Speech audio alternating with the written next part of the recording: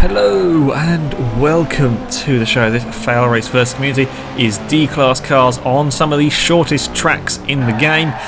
Just to make things interesting, we'll mix things up a little bit.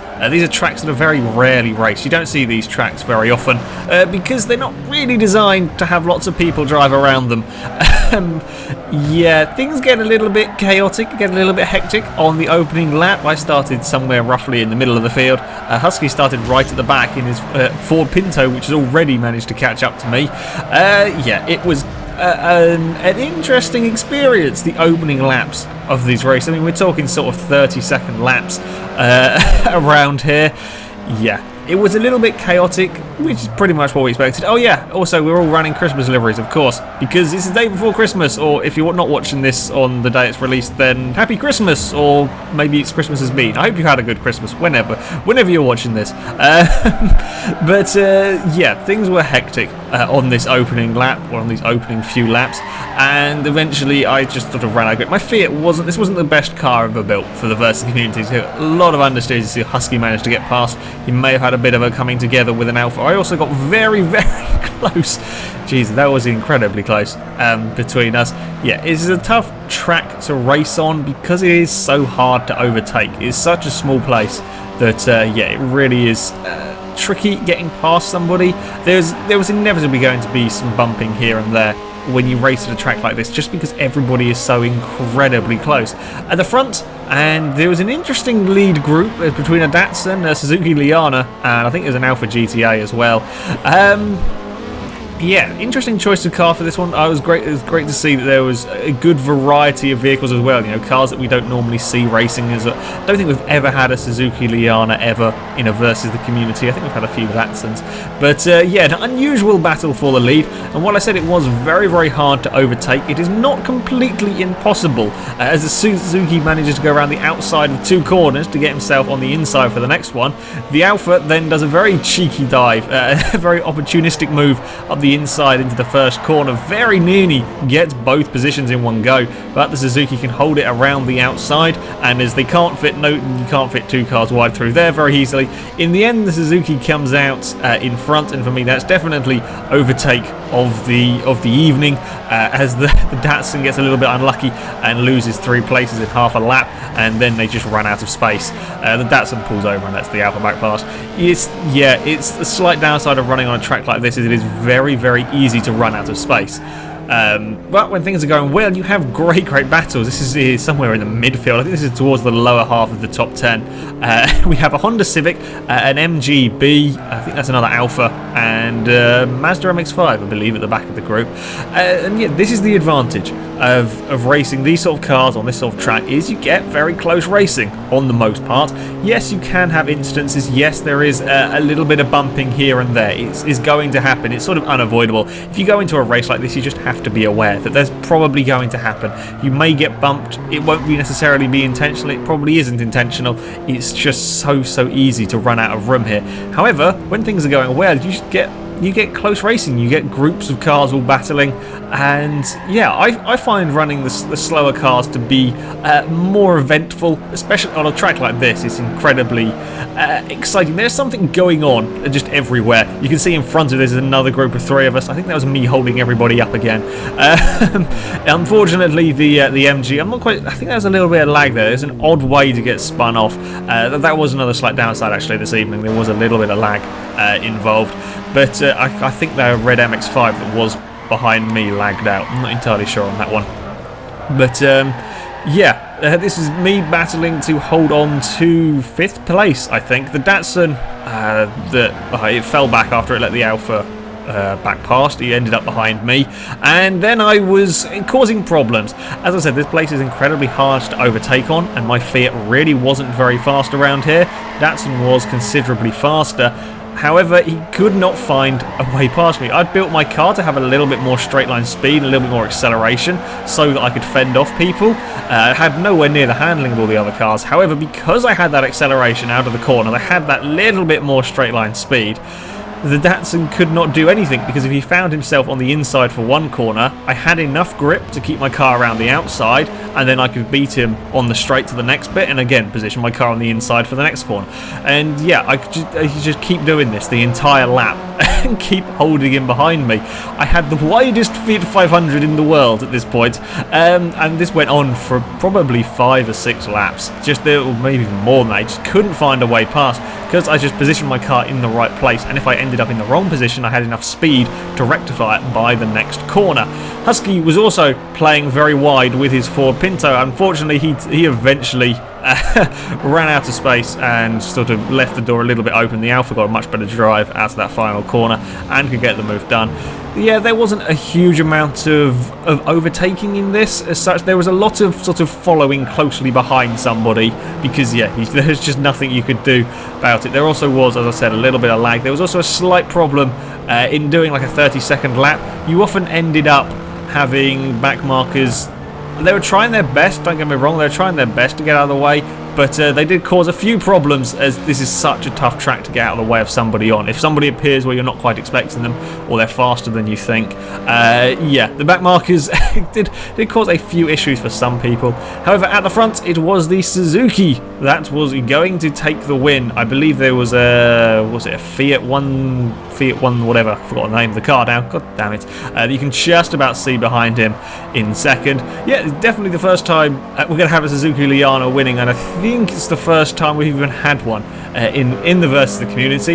It was a very enjoyable race, this one. I had a terrible car and I still enjoyed it, and I think a lot of people enjoyed this one, because it didn't matter what position you were in, but on the most part, you were at some point were having close races with people. So yeah, it was really, really rather good fun. We move on next to the Tsukuba short circuit. I was hoping my car would fare a little bit better here with that little bit more straight line speed, and as we run up towards the first corner, it was very chaotic.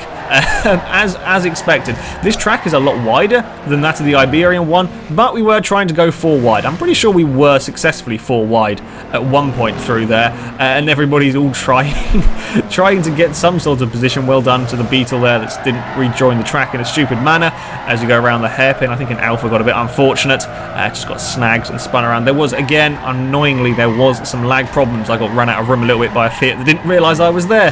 Yeah, there was some lag issues, and that crash, I believe, was just caused by a slightly laggy smart car.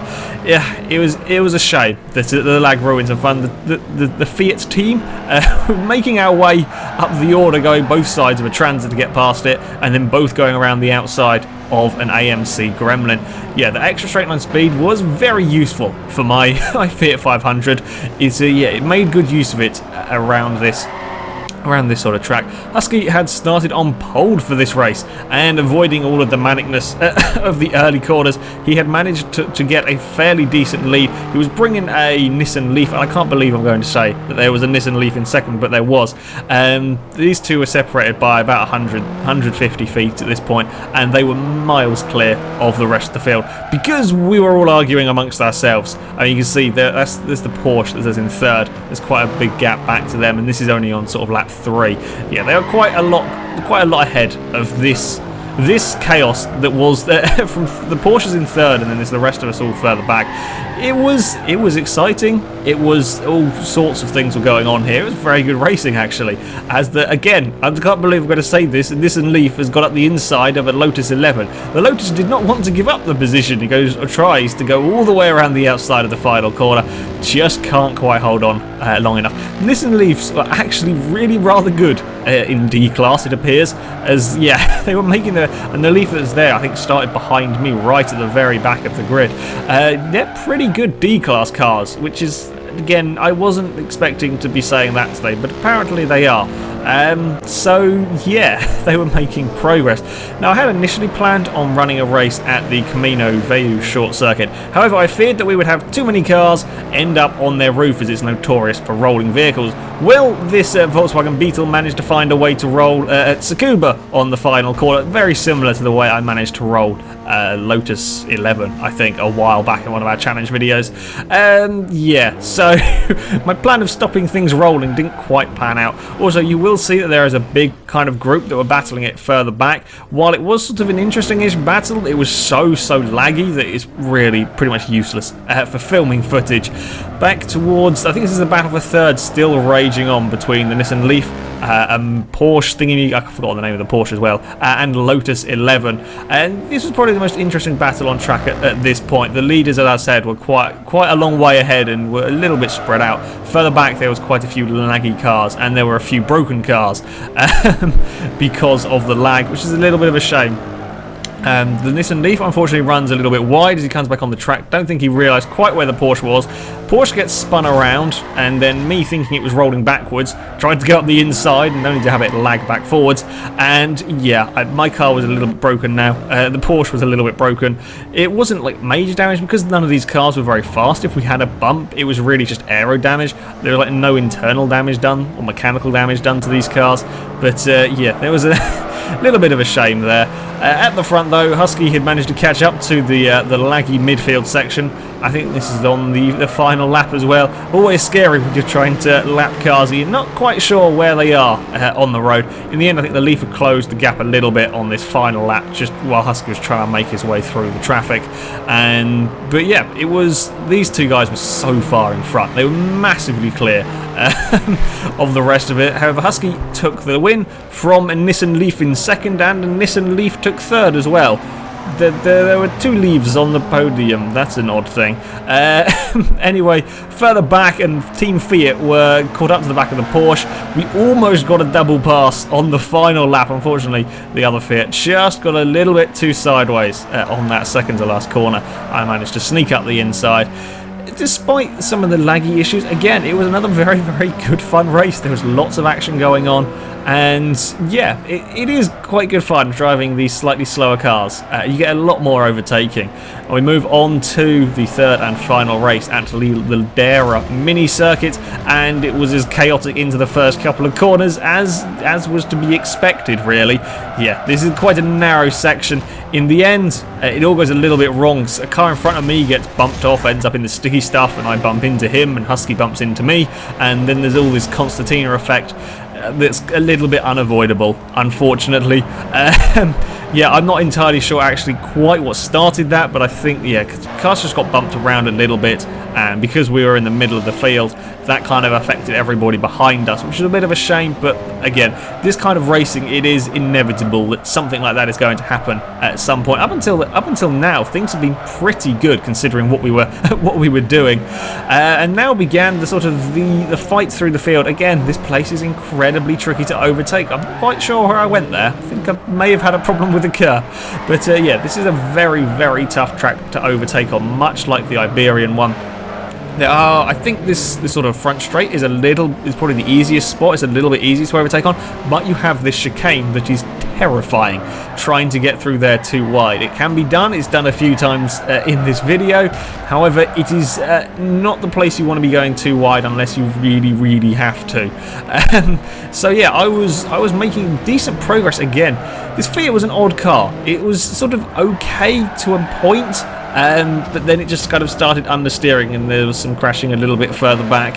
And now, yeah, the midfield was just incredibly busy in this. Again, the leaders had got away at the front. They'd managed to avoid all of this sort of mayhem that was going on further back. I was also dragging. You'll notice in the background there is a green MGB that was also following me through the pack. There was also a Fiat, the other Fiat, the one, was it 121, 123? I can't remember the blooming numbers for it.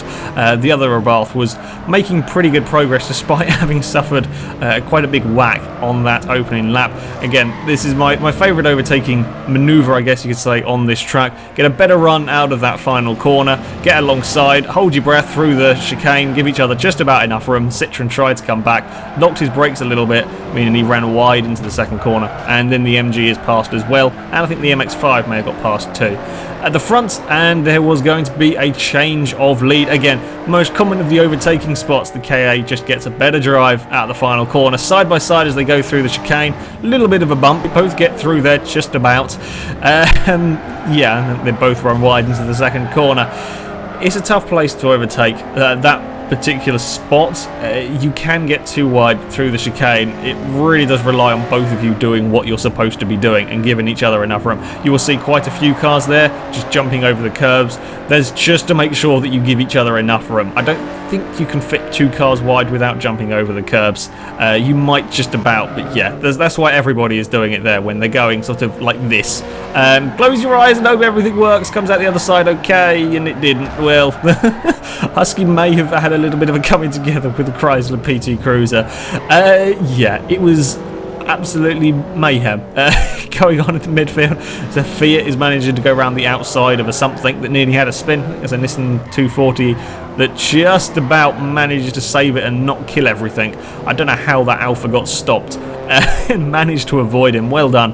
Yeah, the mid-pack was a little bit busy. Also, most people won't have driven this track before, as, again, this one is very rarely used. It's used in some of the early career races, but of course, because it's such a short track and such a tight track, you very rarely see this in any race series. So yeah, there's quite a lot of inexperience, I guess you could say, with a lot of people driving around this track. The field did start to spread out a little bit as people got a little bit more damaged from banging into each other, and there is the lack of pit lane on here. The field did get a little bit more spread out. It wasn't quite as manic for the entire race.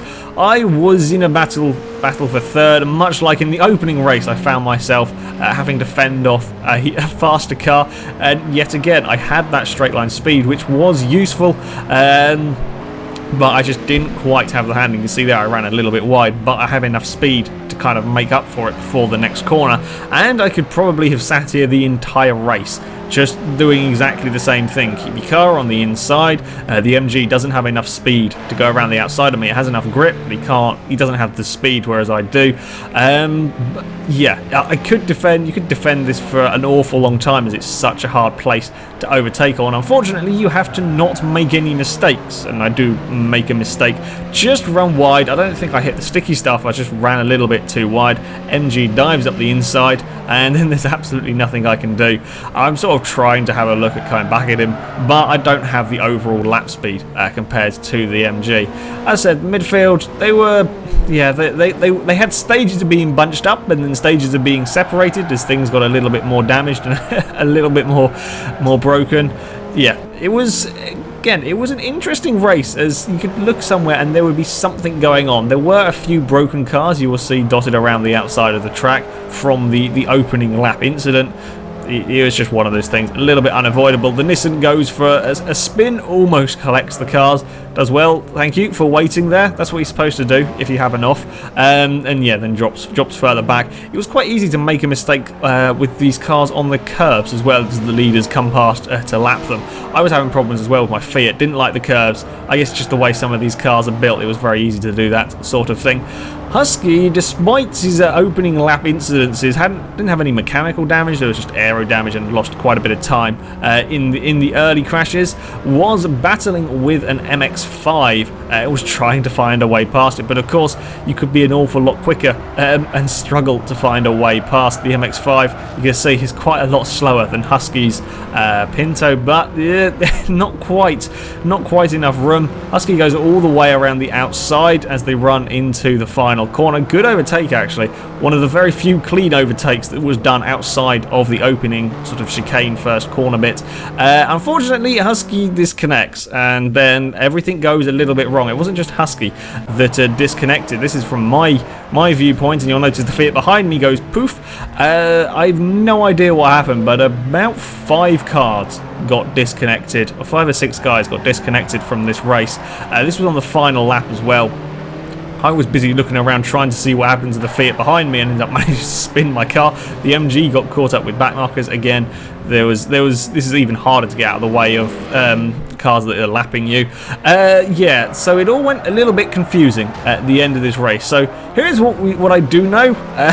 Up until the point at which it crashed, the Ford KA, which had led from sort of lap 3 or 4, had pulled away from pretty much everybody, was going to take the win. There was nobody anywhere near him. At this point, you will see Husky go. Poof, there he goes. Which probably has surprised, the Mazda. So the Ford Ka takes the win. The Toyota 2000 GT was quite a distant second place. However, he did disconnect, although he was considerably further ahead of the MG, which would take third. I was fourth. The Fiat that was disconnected behind me, I don't think would have passed me, as I don't think I would have spun out on the final lap if I hadn't been looking to see what on earth was going on. So yeah, it was a little bit of a shame that they all messed up on that final race, because it was a highly enjoyable race. Yeah, some things got a little bit broken in that one, unfortunately. However, it was good fun. I definitely recommend you do this sort of thing. Get sort of slower cars and race around tiny little tracks. It is quite good fun. Just be aware, I think is probably the best way of putting it, that you may end up in a few more scrapes than you would normally be. Just the nature of the tracks, because they are so hard to overtake on. But it was good fun. It was very highly enjoyable doing that sort of racing. Anyway, the next Fail Race versus the community is going to be held on Saturday, the 28th of December. I'm going to do it on Saturday. I'm actually going to be around at a weekend for once. Also, I'm sure people will be busy. Normally, we'll do this on a Thursday, but that's the day after Christmas, and I'm sure people will probably be busy then. So we're going to do it on a Saturday. We're going to start at 7 p.m. GMT time, the same as we always do. And we are going to be running A-Class German cars. We're going to do the battle of the German cars. So your Audis, your Porsches, your BMWs, and so on. I will say that if people are going to run Porsches, there may be a few borers in the lobby, as you know, we can't have. There's no free cars for that pack. So yeah, if anybody's running a Porsche, if you see a black borer in the lobby, just give it a little bit more space than you would normally. If you wish to take part, then you can sign up on our forums. I'll put a link into the description. You go to the versus the community section and the sign up bit. However, that is it for today, so thank you very much for watching, and until next time, goodbye.